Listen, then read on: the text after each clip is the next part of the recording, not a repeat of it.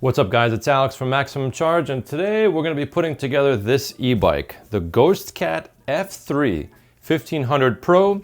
Now obviously we have the box right in front of us. Keep in mind that when you're taking the bike out of the box, you're going to want to keep the box and the packaging material inside. You never know if you're going to have to send this bike back for whatever reason.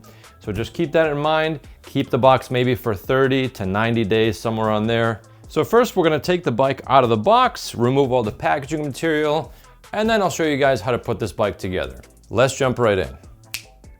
And there it is, box and packaging material is gone. Let's continue on with the assembly. And before you continue, make sure you check that you have everything in the box. Everything that should be there is there. The charger, the tools, the headlight, obviously the wheel, the storage container, the pedals, the display, the fender, and the kickstand. And also make sure to take a look at the bike to make sure there's no shipping damage. It's also a good idea to test out the battery to see if that works. Looks like we're good. First, what we're gonna do is install the pedals. Now, if you notice, the pedals are labeled left and right. Obviously, this is the right side, so we're gonna use the right pedal. And this is the standard righty-tighty to install this pedal.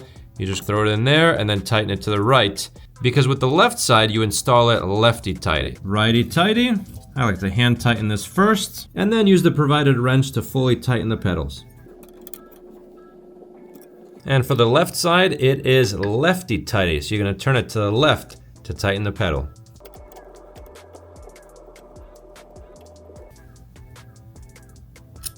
Next up, we're gonna install the kickstand. First, take out these two bolts. And then what you're gonna wanna do is put the actual mount of the kickstand behind the mount on the bike itself. Just like so. All right, hand tighten. Make sure the regular washer is on top of the spring washer, and then hand tighten the bolts in, and then use the provided Allen key to finish it up. And by the way, when you are off-roading, this kickstand does sometimes rattle. There are two things you can do to fix this. Number one, there is a post on GhostCat's Facebook page where they show you how you can attach a small piece of Velcro inside the kickstand hinge to eliminate a lot of the rattling of this kickstand, or you can contact customer service and they'll give you a different kickstand that is a little bit more stable and less prone to rattling. Next up, we're gonna attach the handlebar onto the stem. First, undo these 4 bolts with the provided Allen key. And now you want to take the handlebar itself and move it into position, making sure that it is centered in the stem. Then put the stem bracket back on, tighten the 4 bolts in a crisscrossing pattern. First, loosely put all 4 bolts in, and then you can tighten these down in a crisscrossing pattern. Torque these down. By the way, guys, never use power tools to assemble your e-bike, because then you run the risk of stripping either the bolt or the actual thing that the bolt is going in, and that's very bad. And if you are installing another handlebar riser stem, or you just want a little bit more slack in the cables, let me show you how to do that right now. First, undo the zip ties that run from the controller underneath the bike all the way up to the front stem area. Then what you're gonna wanna do is take a bunch of your own zip ties, and what you're gonna do is pull as much as you can down on this bundle of cables, one at a time, reinstalling the zip ties. So we're gonna start up here, pull that down. That's 1, that's 2, and then we got 1 right here. We got 1 underneath the bike. As you can tell, we already have a little bit more slack.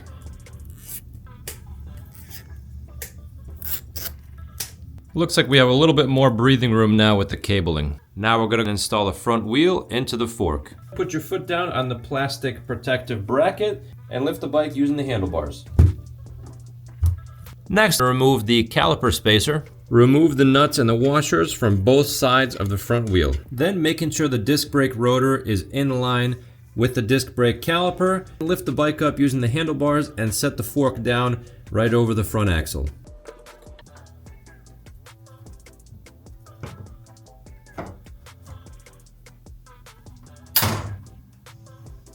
Now put the washer and the axle nut back on both sides of the axle, but don't tighten it fully just yet. So what I like to do is actually push down into the suspension fork making sure the axle is completely seated up into the fork, and stand the bike upright to make sure it's even, it's not slanted. Sometimes when the bike is on the kickstand and then the axle is loose in there, sometimes there's a tilt to it. So just to make sure everything is firmly seated in the front fork, that's what I like to do. Then use the supplied wrench and fully tighten both sides of the axle. And don't be afraid to put some body weight into it. Make sure these are real tight.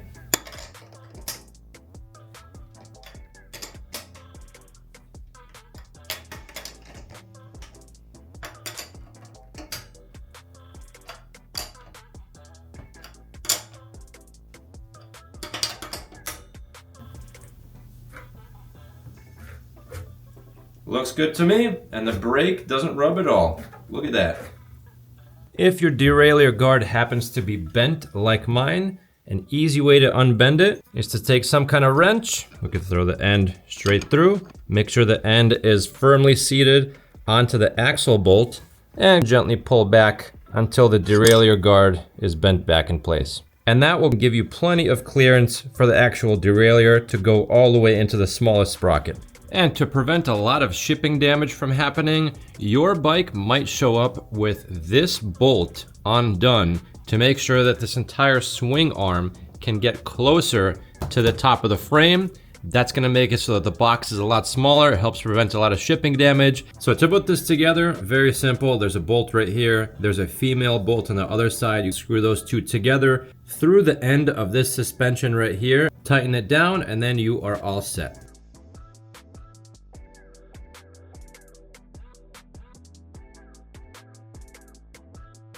Next, let's install the front fender. Hold on to the wing nut in the back and remove the bolt. Position the fender underneath this part of the fork. Feel free to pry apart these two mounting brackets so that they can easily clear this center mount right here. All right, looks like we're good. Throw the bolt back in. Hand tighten the wing nut in the back. Make sure you adjust the fender so it sits in proper alignment, and then tighten this bolt down while holding onto the wing nut.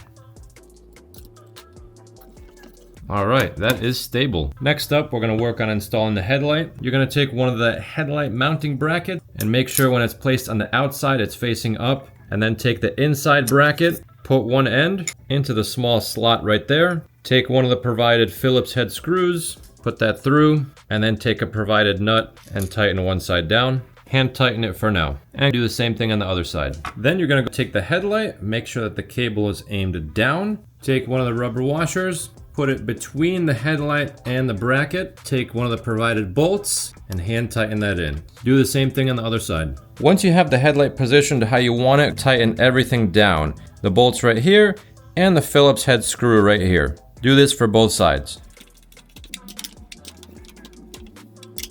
Then you're gonna wanna plug the headlight in. Very important, make sure the arrows match up on the plug itself, otherwise you risk bending the pins inside of one end. Next, let's install the display. First, unscrew the two Allen bolts at the bottom of each bracket. Then open up the brackets and put it over the handlebars. And from there, retighten those bolts into the brackets. Make sure everything is centered and tighten those down. Try not to tighten them down all the way. You want to make sure that the display has some ability to move, just in case. You never know if you're going to bump into something with the display, or God forbid you fall down. You want to make sure this moves instead of breaking the brackets. And to plug the display in, once again, make sure the notches are lined up, the arrows are lined up, and you are good to go. And for the control panel, it's going to be the same thing. Unscrew this bolt, put it on the handlebar, and then tighten it back down. First, you want to take your keys off. I would recommend separating these. Keep one in a safe space. Just in case you lose one, you always know where your extra key is.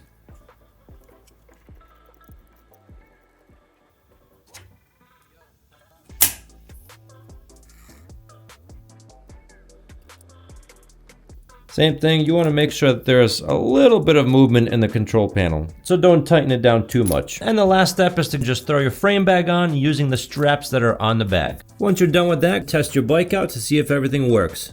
Turn the battery on, hold the power button down, And it looks like we are in business.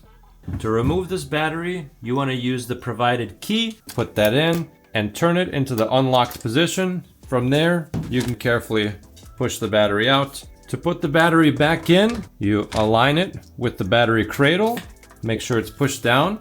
It will not automatically lock in, so you have to take your key, put it in, rotate it into the locked position, and now I cannot push this battery. It is locked in, good to go. And if you guys do choose to unlock the full speed of this e-bike for off-road purposes only, instructions have been provided by GhostCat with the tracking information email. And if you do happen to mess something up in the settings and choose the factory reset setting, it will not reset to the stock GhostCat settings. What you're gonna have to do is get in touch with customer support and enter the GhostCat settings manually. Next, let's go over how to operate the bike. So obviously to turn it on, you hold the power button. If you notice right now we're at pedal assist 0, that means you get no power from the throttle or the pedals. However, as soon as you set it to pedal assist 1, then the throttle will work and the pedal assist level will give you as much power as the level is programmed to, both for the throttle and the actual pedal assist. So right now we're on pedal assist 1.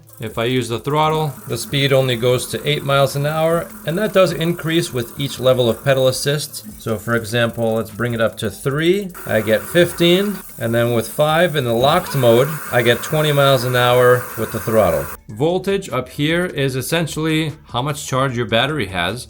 As you use up your battery, as you ride your bike, the voltage is going to go down, the battery bar is going to go down as well. And on the screen right now, I'm going to show you guys what percentage is roughly equivalent to a certain voltage level. Feel free to take a look at the numbers just so you get an idea of what the voltage level means and how it correlates with your battery percentage bar. To turn the headlight on, hold the headlight button, and that'll turn on the headlight and the rear light. To cycle through the information of the display, press the I button. We can switch from odometer to max speed, average speed, time the bike has been running, and back to your trip distance. Up here displays how many watts you're using at a given moment. Typically, if you're accelerating or climbing up a hill, you're going to be using a lot more watts than if you're decelerating or riding on flat ground or going downhill. And obviously right here is how fast you're going in miles per hour. Holding down the minus button will give you a slow speed at the rear wheel. It's a walk mode, so that way you can walk next to your bike. Let's say you happen to be on a very steep hill and you want to walk next to your bike.